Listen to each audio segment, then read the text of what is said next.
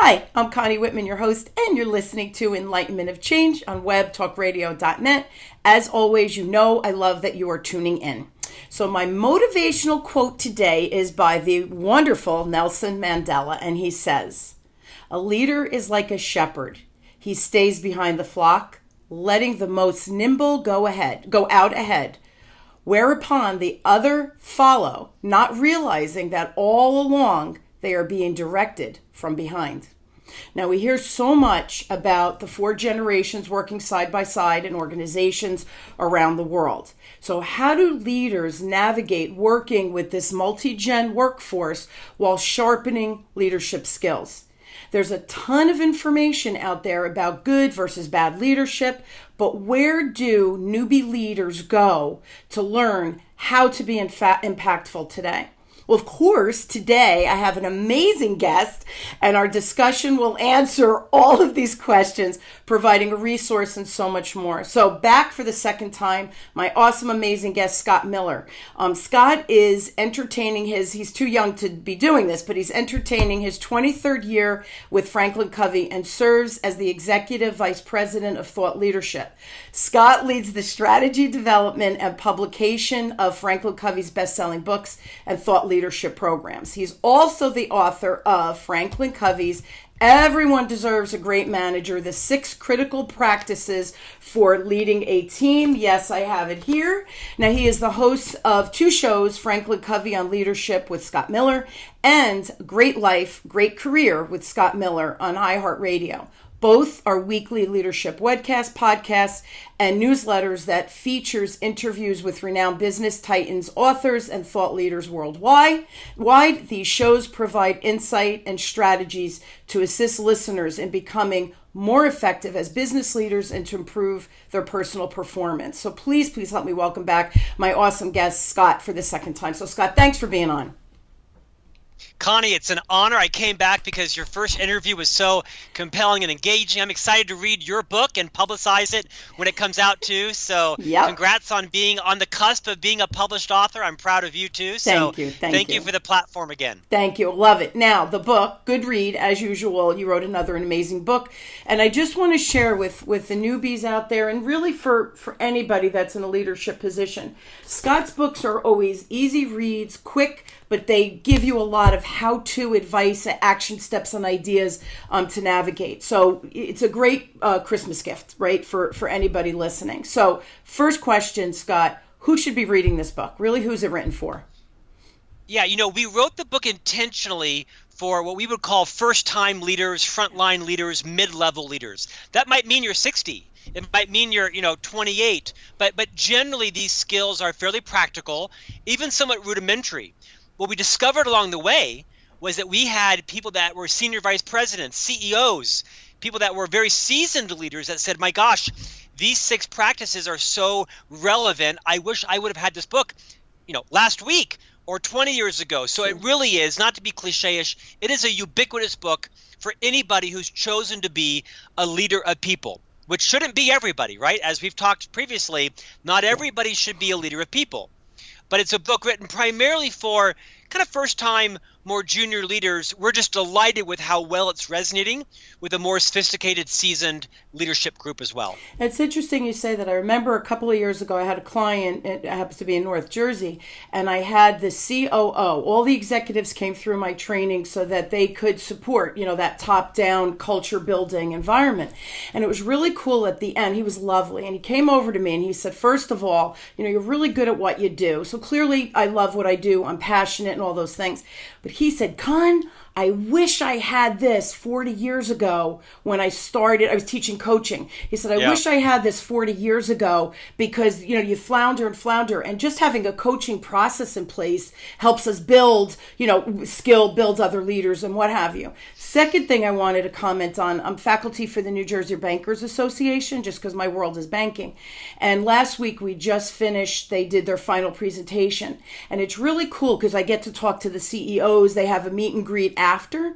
And that one of the CEOs came over and he said, you guys are so awesome at this that when my new leaders come through this, it's a year-long program, he said it's so cool because we see the critical skill development. We see how they're starting to think more strategically. So these books, these resources are out there. We have to help new leaders. Again, it doesn't matter the age. We're not just talking about youngsters, but we have to bring them the skills. So Connie, can I mention that when the two co-authors and I sat down just prior to publication and we reread the book twice for like hundreds of small edits, we all sat there and said, oh my gosh, had we had this book 20 years ago, I wouldn't be the CMO. I'd be the CEO. There's a difference, right? By a comma. A comma is the difference there, right? Yeah. So no, it's really true. It's really true. Yeah. And it's wonderful that we have people like you who are trying to provide these resources. We have to, hearing a topic is cool, having a conversation is cool, but the how-tos, I think, are the more critical piece. So why is this book specifically directed at the first level leaders? Give some insight with that, please. Yeah, I think it's not a cliche to say that most leaders are promoted because they were a great individual producer. They were the best dental hygienist or the best bank teller or the top salesperson.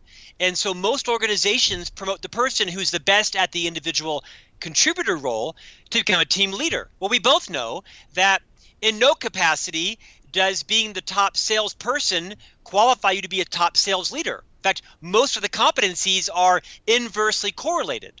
So we wrote this book because we realized that if you're like me, I was promoted to be a sales leader because I was the top producing salesperson. But no one sat me down and said, Scott, we love that you are competitive, that you like the limelight, you like to win, even against your colleagues. You want to see your name at the top of the scoreboard, right? I mean, these are good traits to have as a salesperson. These are horrible traits to have as a sales leader. You cannot be in competition with your team. You have to take a step back. You have to actually bask in them surpassing you, making more money than you, being really genuinely invested in their success over your own. It takes a fundamental mindset shift. So these are skills that few people realize they have to adopt. If someone had said to me, Scott, these are 9 skills you have, in 7 of these, you literally have to stop tomorrow because they will not serve you well as a leader. And here are 5 new skills that you have to learn, not overnight, but over time. I think I would have been a better leader and not thought my job was to create clones of me, which was not my job. My job was to teach people the skills to achieve the same results that I had, but to do so through their own talents, their own passions, through their own fears. And I learned that 25 years later than I should have. It's interesting because we all have blind spots, right, Scott? So you don't know what you don't know. And then this book, for instance, and the previous book that we talked about, Mess to Success, we don't know we don't know. Once you know it. You can't unknow it. You have a choice to execute this new knowledge, or I don't have to do it. So people who are listening and people who are going to go out and buy the book are the shakers and the movers who want to create more dynamic careers, right? Or lead people to success. And it's true. Everybody has a gift. Everybody has a talent. I think leaders, our job is to tap into that and bring it to light to create dynamics within my organization, my department, whatever it might be. Now, what does this book offer? Again, the specific first level leaders, that could be any age. I think so we boil down, the complex world of leadership and management into 6 critical practices. Are there more? There's probably 600. Right? But the fact is, we really felt like there were 6 practices. If you can get your head wrapped around these, you are going to exponentially be a better leader. And the whole framework is understanding as a leader, you have to have a paradigm shift, that you have to challenge your belief systems, your mindset, that, what got you here isn't going to take you or them there. And that sounds a bit trite, but it's so true. Like the first practice is develop a leader's mindset. And that actually requires you to realize no longer am I responsible for my own results. My job is now to get results with and through other people. So you can't rush in, save the day. You can't close the sale for your person. Things that we're all tempted to do and are sometimes, well intended, but then you don't build capacity. Everything is dependent upon you. You become the sun, but that's pretty tiring, being the sun for long. So the whole book is really built around challenge a traditional mindset and moving yourself to a more progressive mindset on how do you envelop these 6 critical practices. None of them are rocket science, right? This book's not War and Peace. It's not Good to Great. It debuted at number 3 in the Wall Street Journalist. Woohoo! Thank you, because I think it is so practical at every level. Yeah, and this is another thing, and I think I like about your books, and I'm a FranklinCovey fan. I can't even tell you the number of books and programs, and through my own career to get better. It's my career. I have to be responsible for it, right? So you go out and you seek what resonates with me. How can I learn? But I think my favorite thing about the books that you write, they're simple, and I say simple, stupid, not certainly because you or I are stupid. When you read these books that have so many complex steps, and there's this complexity that you're a third of the way done and you think there's no way I could do any of this, so you stop. But when you have something simple, stupid that you go, well, that just made sense, and I could practice that skill, all of a sudden you're executing, and at the end of the book you're like, holy crap, I actually did 3 of these, and I just have to practice them, but my God, I could do them. And I think simple, stupid works. And again, not that you are stupid, but I think you bring these big thoughts, right, of being a great leader, but you bring them down to, what your first step needs to be. And it's as simple as changing your paradigm of thinking, which, Scott, I'm making it sound so simple. These aren't simple things to execute. You have to practice. You have to think about them, put a plan in place, and practice. Right. So it's also, to your point, it's why we write really thin books. I'm not ashamed of that. We've talked before how most business books are 100 pages too long because the publisher paid for a certain word count. So the author ends up phoning in the last 50 or 75 pages. That's why nobody finishes business books. We're just, call a spade a spade. Here's what it is. It's no fluff. And I think people are looking for shorter, more compact books because everybody is crazy busy, right? Yeah, and the other thing I like too, and I think this is important, and we're sales. That's I grew up in sales. That's my world. When you tell someone a story that they can relate to or step into that story as themselves, all of a sudden you're thinking, oh, that just makes so much sense. I think you and the co-authors on the book, you do a nice job of sharing those stories, your own mistakes, your own things that you've seen through your career. And I think that's important too. It humanizes the author, but it humanizes the concept. So people understand stories much more than a technical jargon or a technical process, right? Yeah. I am here to announce that I'm running for president, and Connie is my campaign manager. Could you imagine? Scott, I think we could take over the world. I'm not sure. You know what? I think we could win. I love it. I love the way you think. Or better yet, you run for president, and I'll be your campaign manager. Okay, let's go with that. So I get more gray hair. Thanks for that, right? What do you see, Scott? What do you see as the most difficult issues that somebody stepping into a management position is facing today? I think it's the acknowledgement that your role is not to fix everything. Your job is not to be the smartest person in the room. Your job is not to be the genius in the room, but to be the genius maker. Can I share a confession? Yeah. I'm 51. I've been the chief marketing officer for this company for, almost 8 years.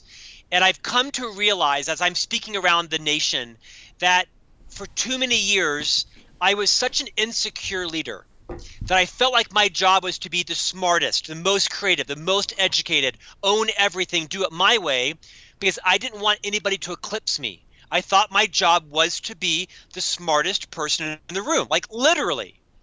And then I realized I had this epiphany, and I don't use the word epiphany lightly. I realized that for most of my career, Connie, I deliberately hired smart people, but people who I thought weren't smarter than me, because I did not want them to eclipse me. I was so insecure about my contribution that now the fact of the matter is they probably were smarter than me, but I just thought they were competent, but not so competent that I would be exposed as being a fraud. So I did a major disservice to them, to our company, our clients, our shareholders. Now, I'm not all bad, but I think as I step back, I think, oh my gosh, how irresponsible. As a leader, your job is to recruit and retain the best talent possible.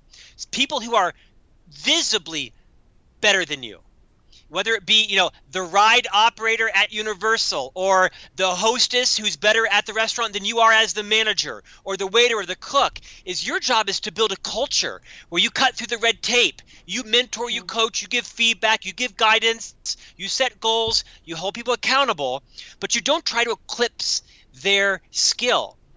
And so I did not hire the most competent web designer. I hired a competent web designer. I did not hire the smartest, most award-winning expert on SEO or Google Analytics. I hired a competent person. You get it? Because I was so insecure. And now I look back and realized, oh my gosh, my job was to go out and find the smartest people possible and then build a culture where they choose to stay. So that's a huge learning. So these 6, and it's a big confession too, these 6 critical practices, I think, help to build the confidence in every leader where you can then step back and get out of the way of everybody's talents. It doesn't mean you don't give them feedback, hold one-on-one meetings, provide coaching, put people on performance plans, help them with their interpersonal skills, build their maturity. Smarts isn't wisdom. We know that, right? Not everybody who's smart is wise. And so I think that's a big learning for me. Regardless of what level you are in your career, your job is not to be the know-it-all, because no one wants to work for the know-it-all. And because all of a sudden they're like, oh, he's so arrogant. Oh, yes, totally. he's all that, right? It's Right. annoying. Here's the funny thing, and I know you've experienced this through your career, probably within FranklinCovey, the organization, but I see people who they do everything, right? And I'll sit with them if I'm coaching and I'm saying, you got to delegate, man, because at some point you're going to be drowning where you're failing because you can't do everything. And here's the saddest thing. You're not empowering or helping your folks grow to the next level. And the other cool thing is when you have someone who just exactly what you described, they're not the smartest and whatever, but they hire really good people and they coach them to become great, right? Good to great. All of a sudden they're getting promoted. You don't think the executives at that organization are going, what the heck is Scott doing down there? Yeah. All his people are getting promoted, and he hires the next batch of great leaders. Yeah. That gets noticed. Go ahead. I love you. Can I add to that? Yes, of course. I told you last time, I feel like we're sisters from different mothers, right? I think the sign of an effective leader is to take what you said and build on it. When they're promoted, it's not how many are being promoted in your own division.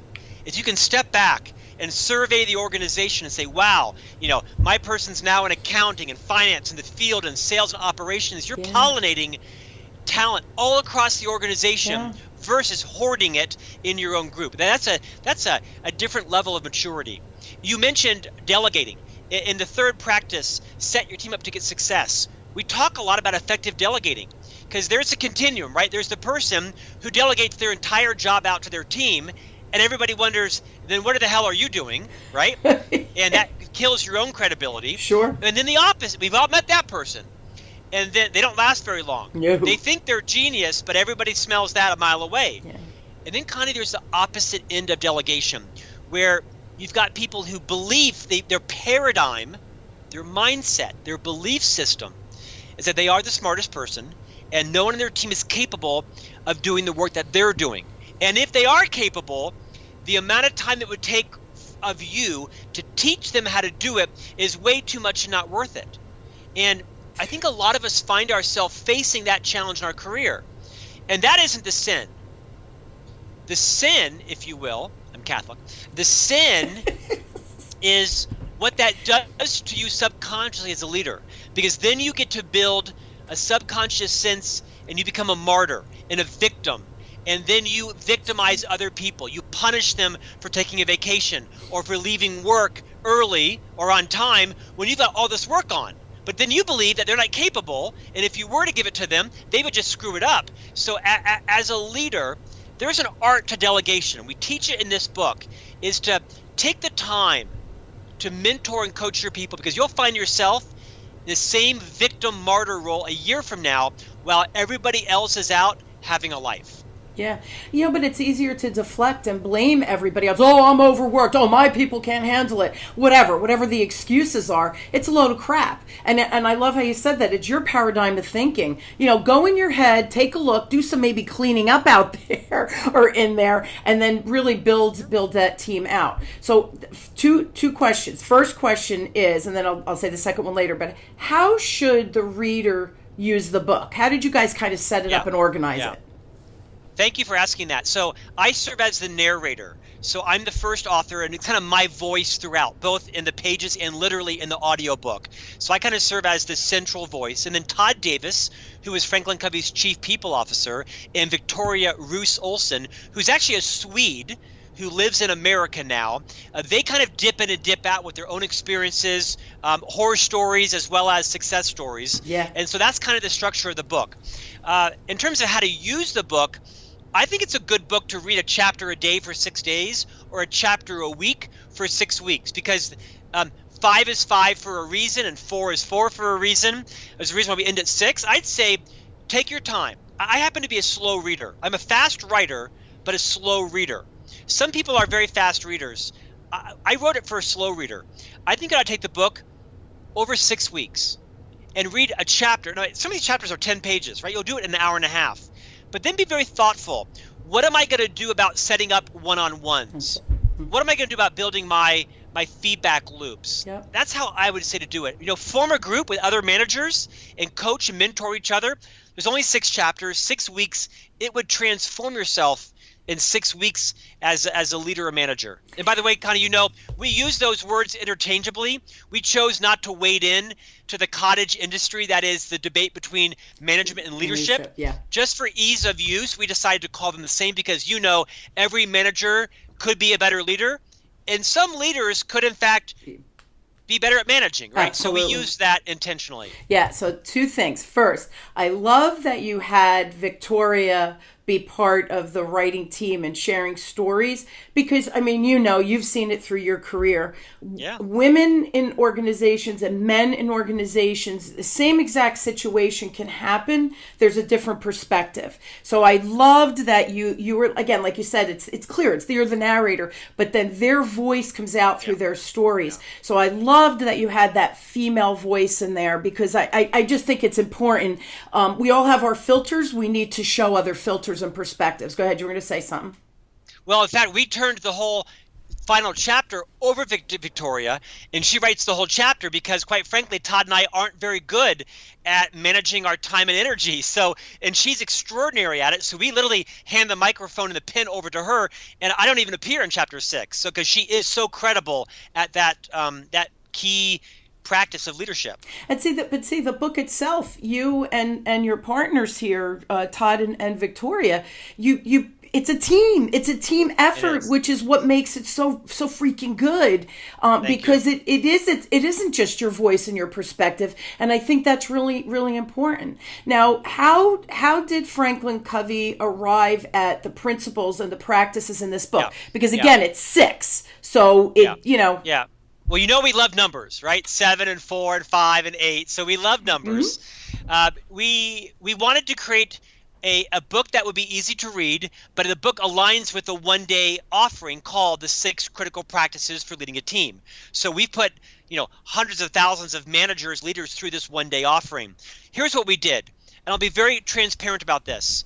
We looked at all the research from across all of our 360-degree profiles, all of our assessments, all of our research, and all of our 30-plus leadership development solutions over the last 40 years. Mm-hmm. We got together and we really did some introspection on what are the skills that most managers struggle with the most.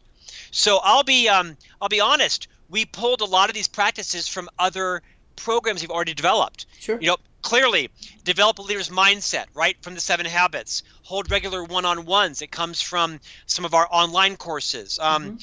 Feedback and energy, Habit 7 and such. So we basically took the best of our classics and organize them together into one program. In fact, many people will say to us, well, this content's not new. Exactly. And we're not ashamed of that. Because as Dr. Covey said, to know but not to do is not to know. That's right. And so we're quite transparent and vulnerable about these 6 aren't any shockingly new theories. They're just tried and true management strategies, competencies, beliefs. And we write, as you know, it's rich with tools. Say this, don't say that. Do this, don't say that. Ask this, don't ask that. We wanted it to be very practical with 6 easy to digest practices. And you have worksheets in there that people could take and duplicate. You really, especially because people, if they're learning these new skills from a leadership perspective, that they've never had to lead people, all of a sudden they're like, well, where do I begin? So I think it was brilliant to take all of the best of the best and bring it into an easy peasy 6-step or six chapter program. But you've incorporated everything to take the angst out of, can I do this? Yes, you can, if you put the effort out. And it goes back to what I say, you don't know what you don't know. Once you know it, you can't unknow it. You could choose not to do it, but you know it. So you give the tools to do that. Let's deep dive here. What are the exact 6 critical principles for leading the team? I think people will find that really cool to listen to. Yeah. So the first is develop a leader's mindset. We talked about that, right? Is that you have to shift from it's all about me to my job is to get work done with and through other people. The second one is hold regular one-on-ones. And this is probably my favorite chapter in the whole book, because this also requires a paradigm shift, that as a leader, beyond your staff meeting, beyond the accountability meeting, your job is to connect with your people.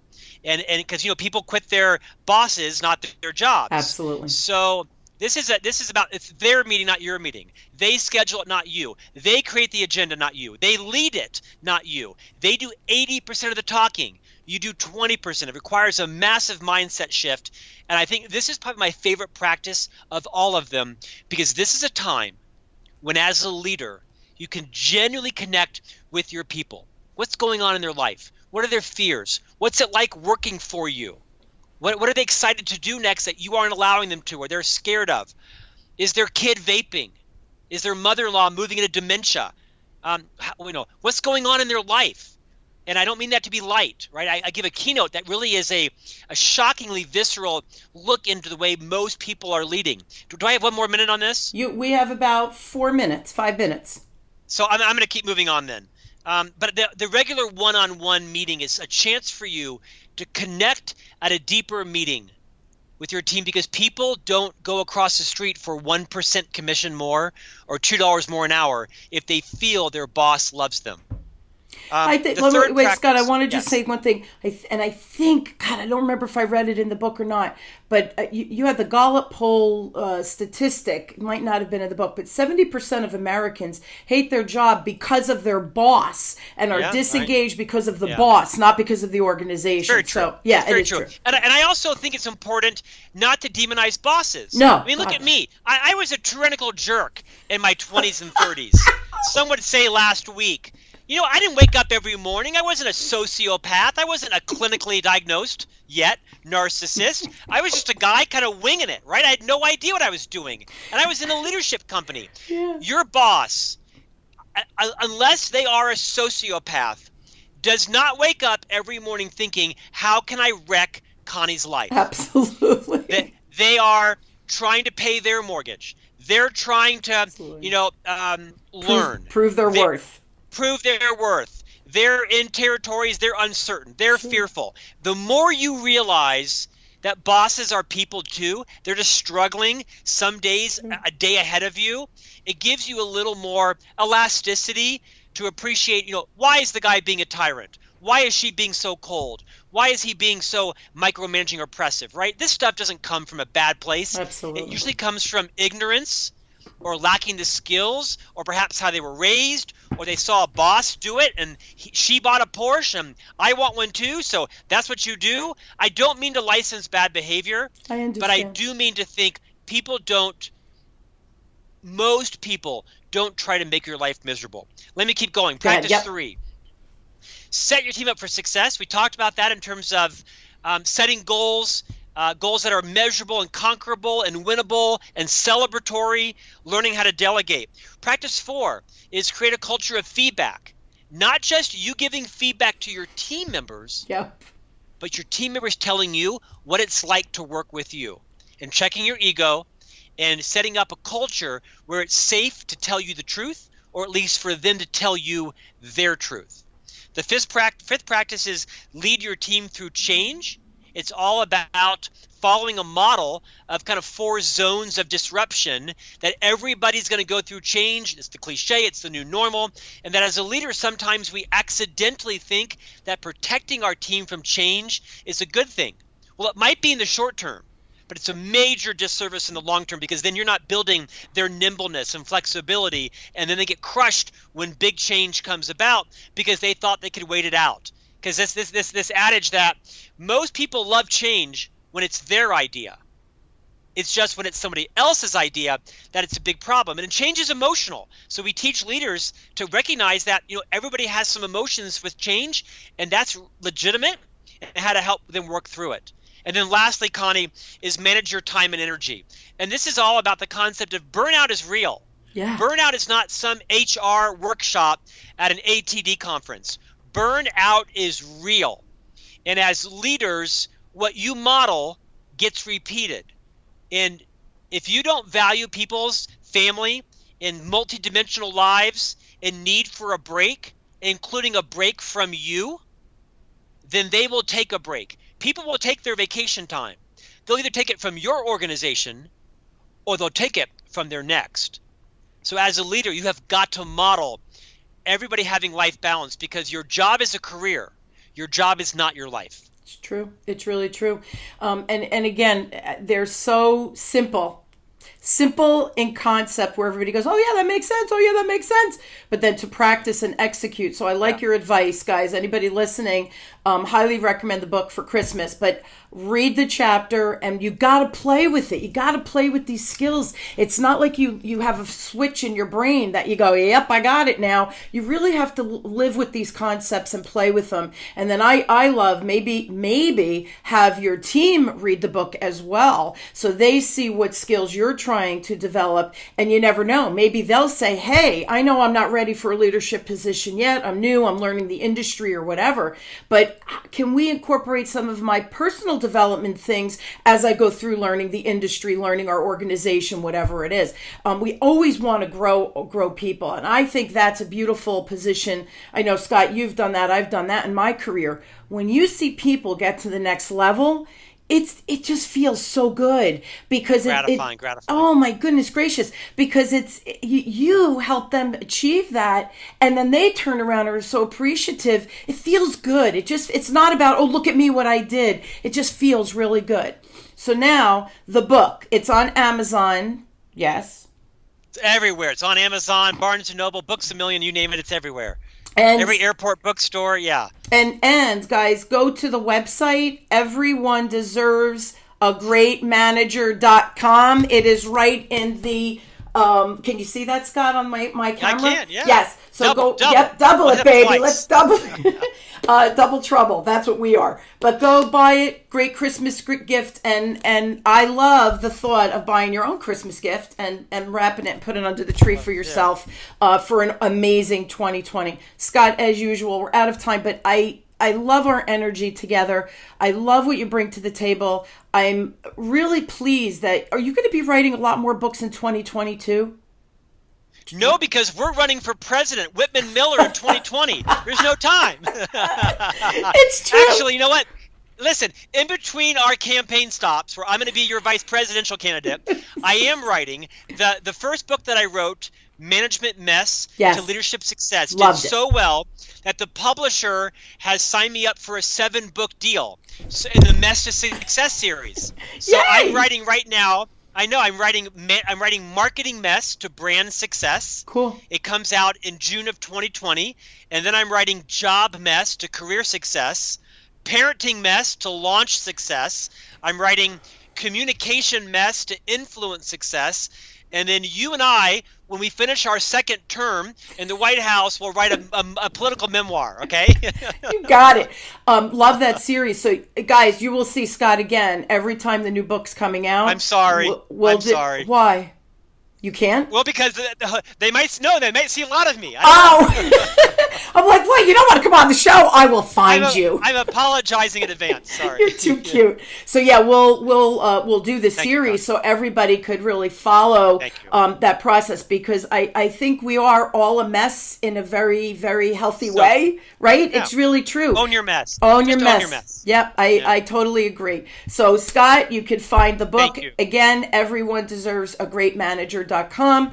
Another brilliant book. And the funny thing is, you said that you love that they're really short, and I just have to show you. I don't know if you could see this, but I have dog-eared pages all over the place. That's awesome. Yes, awesome. So I'm honored. And I write in the corners, because then I go back and I think, wait, what am I doing wrong? Or wait a minute, I think I'm forgetting things. Let me do a quick reread, and it brings you back to those good healthy skills. So my life isn't always a mess. So Scott, thank you so much for being on. I know you're super, super busy. Always appreciated. I love our time together. It's my honor. I look forward to when you write your first book, being your biggest champion. Yeah. Oh, I love that. Thank you so much. That means that you have no idea how much that means. You guys send me, go on Wisdom Decoded, my second business, because I don't sleep much. But the communication style assessment. Scott mentioned that communication mess and then becoming that influential kind of person. This is a great place to start. Take your communication style assessment. It's free, wisdomdecoded.com. It gives you a little bit of insight of how you show up or how people perceive you based on your intuitive or your natural communication skills. So check that out as well. It's free. I love providing resources. Scott, I love you tons. You're just awesome. Bye, sis. Bye, sis. Bye, sis. Bye, bro. You get Iowa. I get California. Okay, you get to go to Iowa in the winter. You are. Yeah. Thanks for that. Goodbye, Madam President. Yes. Yes. And I hope you guys will join me weekly as we question, build, and discover change. What does that mean? And that's one of the chapters in Scott's book. But change is easier than we think. And yet again, I hope I brought you an amazing tool in Scott's book, Everyone Deserves a Great Manager. Check it out, read it, and become unmesh yourself and become the great leader that you're destined to become. Thank you all for listening. You've been listening to Enlightenment of Change with me, your host, Connie Whitman, on webtalkradio.net. I wish you all an amazing week, and go out, buy the book, and improve and become the greatest leader that you can. Thank you, and thank you, Scott. Mwah!